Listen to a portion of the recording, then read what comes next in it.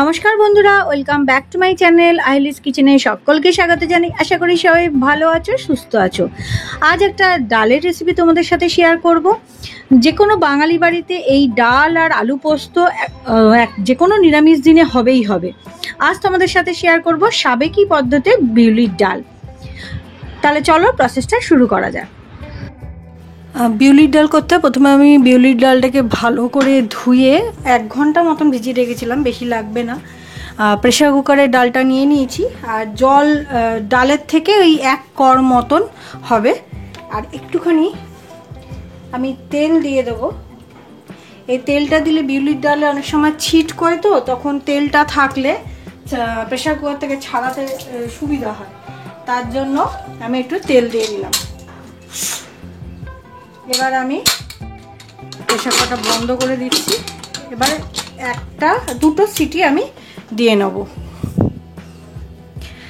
ডালটা দেখো আমার সেদ্ধ হয়ে গেছে, দেখো দানা দানাও আছে, কিন্তু আবার পুরো সেদ্ধও হয়ে গেছে।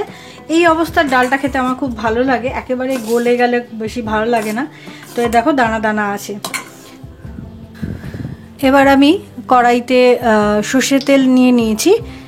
তেলটা একটু গরম হবে, এতে আমি 1/4 চামচ মৌরি দিয়ে দিলাম,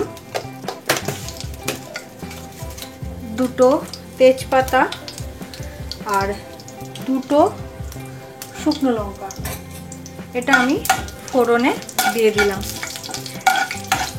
ফোড়ন থেকে একটা সুন্দর গন্ধ বেরিয়েছে, মৌরি কি সুন্দর একটা গন্ধ বেরোয়, সেটা বেরিয়ে গেলে পর এবার আমি ডালটা যেটা আমি সেদ্ধ করে রেখেছি সেটা দিয়ে দেবো।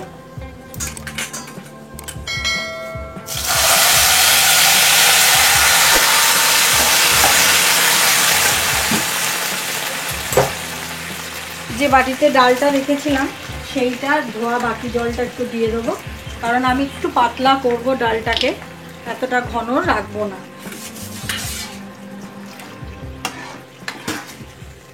অনেকে এই বিউলির ডালে কিন্তু হলুদ পছন্দ করেন না, কিন্তু আমি একটুখানি হলুদ দিয়ে, আমার অল্প হলুদ দিয়ে খেতে বেশ ভালো লাগে। কে কে একটু বিউলির ডালে হলুদ দাও আমাকে কিন্তু অবশ্যই জানিও। আর স্বাদ মতন নুন দিয়ে দেবো, আর 2 কাঁচা লঙ্কা। এবার ভালো করে নাড়িয়ে নেব। আমার এই ভিডিওটা যদি তোমাদের ভালো লেগে থাকে তাহলে অবশ্যই কিন্তু একটা লাইক করে দিও, আর যদি বেশি ভালো লেগে থাকে বন্ধু বান্ধব ফ্যামিলির সাথে অনেক অনেক করে শেয়ার করে দিও। আর আজকে যদি প্রথম ভিডিও দেখে থাকে, নতুন হন, আমার ভিডিও দেখছেন, যদি ভিডিও ভালো লাগে তাহলে অবশ্যই কিন্তু সাবস্ক্রাইব করবেন, সাবস্ক্রাইব করে আমার পাশে থাকবেন। সাবস্ক্রাইব করার পর পাশে যে বেল আইকনটা আছে সেটা কিন্তু অল করতে ভুলবেন না, তাহলে যখন যা ভিডিও দেবো সেই মুহূর্তে আপনাদের কাছে পৌঁছে যাবে। ডালটা যখন ফুটতে আরম্ভ করবে আমি একটা বাটা মশলা দেব। এখানে আমি আদা আর মৌরি বেটে রেখেছি, এটা আমি কিন্তু এখন দিয়ে দেব। এই আদা মৌরি পরে এরকম বেটে দেবেন, বিউলির ডালটা কিন্তু খেতে দারুণ লাগে। ট্রাই করে দেখবেন এই পরে আদা মৌরি বাটাটা দিয়ে। আমরা তো হিং ফোড়ন, মৌরি ফোড়নে অনেক সময় বিউলির ডাল করে থাকি, কিন্তু এরকম মৌরি বাটাও দেবেন আদা বাটার সাথে, খেতে কিন্তু খুব ভালো লাগবে। একটু ফুটতে দেবো।